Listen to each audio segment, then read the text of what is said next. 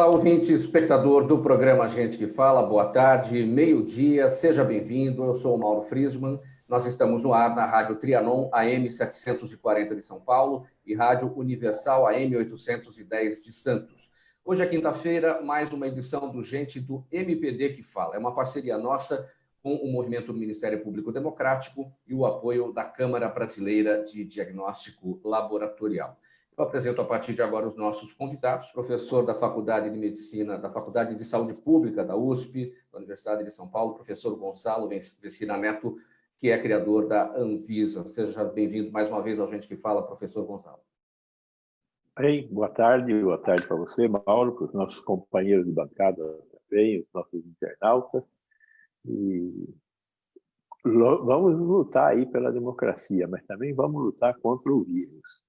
Fique em casa. Vamos analisar aqui um texto da jornalista Vera Rosa, do Jornal Estado de São Paulo. Ela diz o seguinte: no momento em que o mundo se levanta contra o racismo, uma conversa do presidente da Fundação Palmares, Sérgio Camargo, classificando o movimento negro como escória maldita, veio à tona. No dia seguinte, o Palácio do Planalto não só aprovou as afirmações, como endossou a nota divulgada por Sérgio Camargo. E, de acordo com a jornalista Vera Rosa, do Estadão, é, na prática, o mesmo discurso de Bolsonaro, que chama manifestantes contra o seu governo de terroristas e marginais e vê, nesses protestos, e não nos pedidos de fechamento do Congresso e do Supremo Tribunal Federal, atos antidemocráticos. Gonçalo, quero destacar aqui uma citação da jornalista Vera Rosa, no texto aqui, quando ela trouxe as informações para a gente. Ela diz que depois da reunião ministerial do dia 22 de abril, aí, enfim, acontece essa situação toda, e ela diz, isso tudo mostrou que tudo sempre pode piorar. Eu queria que o senhor avaliasse esse destaque, né? A gente só vê descida, o fim do poço não chega nunca, né? É verdade. Triste isso, né? Triste estarmos num país que tem tantas potencialidades como o nosso, vivendo esse momento em que a democracia corre risco e que um insulto racial desse tamanho pode ocorrer impunemente. Nosso país tem um problema gravíssimo, que é o problema da desigualdade social. E a desigualdade social chega para os negros muito antes do que chega para os brancos. E nós estamos sendo incapazes de reconhecer isso.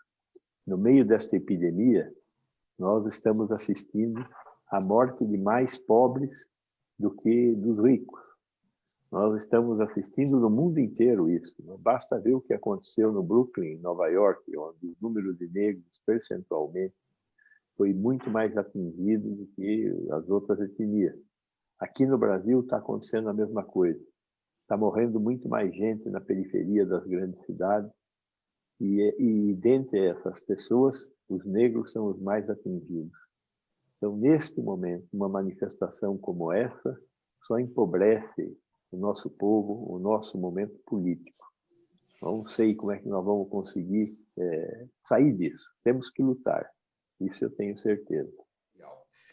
Olha, pessoal, em janeiro, a Organização Mundial da Saúde elogiou a China pela prontidão na resposta ao novo coronavírus, agradecendo o governo chinês por compartilhar um mapa genético imediatamente e disse que seu compromisso com a transparência eram impressionantes. No entanto, segundo a agência Associated Press, nos bastidores, a história era diferente e autoridades da Organização Mundial da Saúde ficaram frustradas por não ter as informações que precisavam para combater a Covid-19. Professor Gonçalo, como é que o senhor, o que tem no meio dessa situação? Enviou ou não enviou, né? Inclusive, a própria, pelas leis internacionais, os países têm que relatar as informações à Organização Mundial da Saúde, isso é obrigatório, mas a agência não pode obrigar os países a tomar uma decisão desta ou daquela forma, mais rápida ou não. Não seria o caso de haver uma modificação nisso? No início da epidemia, logo começaram os casos, o Brasil, em 48 horas, fez o sequenciamento genético do vírus. 48 horas. Então, essa notícia do sequenciamento do vírus pela China, ela é mais um lance desse fla-flu que nós estamos vendo aí, em que os Estados Unidos acusam a China disto, a China acusa os Estados Unidos daquilo, o presidente da Organização Mundial da Saúde teria sido bancado na sua indicação pelos chineses e não pelos americanos. E tem um jogo aí por trás disso. Eu não acredito que esse jogo leve a lugar algum. O que eu acho que é importante é que essa epidemia tem um monte de coisas que nós não sabemos como funcionam. Então, a reinfecção de uma pessoa, nós achávamos que isso não é possível, e de repente nós temos 1 ou 2 casos aqui no Brasil que aparentemente são casos de reinfecção, né? Nós, quando começou essa epidemia aqui no Brasil, nós fomos contra a utilização de máscaras, porque as máscaras dão uma sensação de segurança que não é real. E, de repente, nós estamos falando, use máscara, não para se proteger, mas para proteger o próximo. E o próximo que use máscara para proteger você. Então, nós estamos aprendendo. Essa epidemia nós estamos aprendendo todos os dias. O resto são essas fofocas. São essas fofocas que têm a ver muito mais com um jogo internacional do que com a saúde pública.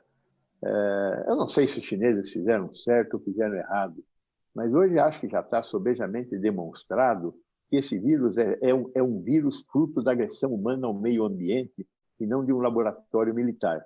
Mas nós continuamos ouvindo coisas que têm significado diverso. São as fake news. Nós temos que combater as fake news. Fake news significa o seguinte: você vai acreditar em coisas mágicas e isso vai fazer com que você chegue depois aonde você deveria chegar, que é no conhecimento que pode construir uma reação adequada a todos os males pelos quais nós estamos passando hoje. Sejam esses males sanitários, sejam esses males políticos, como os que nós estamos vivendo no Brasil hoje. O Ministério da Saúde e órgãos ligados à pasta passaram a negar mais pedidos de acesso à informação durante a pandemia.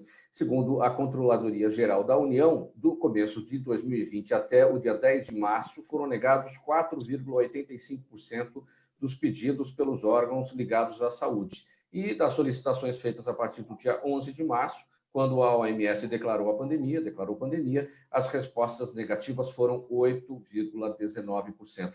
Professor Gonçalo, a lei de acesso à informação em xeque, na sua avaliação?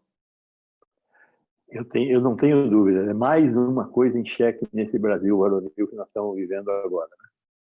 No momento em que transparência é fundamental, que entendimento do que está acontecendo na epidemia é fundamental, nós estamos negando informações à população, à cidadania, à imprensa, seja quem for. É um erro imenso. Temos que ter um trânsito livre de informações entre a sociedade e os órgãos que fazem o governo do país. O Ministério da Saúde está completamente errado. Neste momento está acéfalo, né? Nós temos um grupo de militares que tomou o Ministério da Saúde. Podem ser muito competentes como militares, mas certamente não são competentes na área da saúde. Lugar de militar é na caserna. Está errado esse governo também nessa aproximação ao Ministério da Saúde, sem uma liderança médica capaz de estruturar a ação nas 27 unidades de uma república federativa. Então, nós estamos acéfalos. A falta de liderança durante uma crise é talvez uma das coisas mais graves para lidar com essa crise. Neste momento, nós não temos liderança e estamos negando informações à sociedade brasileira para melhor interpretar o que está acontecendo com ela. Isso é um crime. O tempo está avançando aqui. Nós temos perguntas da nossa audiência. Eu queria abrir um espaço para os nossos ouvintes, para os nossos espectadores, bem objetivamente. Professor Gonçalo, Juliana de Vila Sônia, em que medida a subnotificação atrapalha o combate à pandemia? Não permite que nós enxerguemos a realidade. Sempre que eu tenho subnotificação, eu não sei o número de casos, eu não sei a gravidade do que eu estou enfrentando. Essa é a principal razão pela qual nós temos que testar, testar e testar.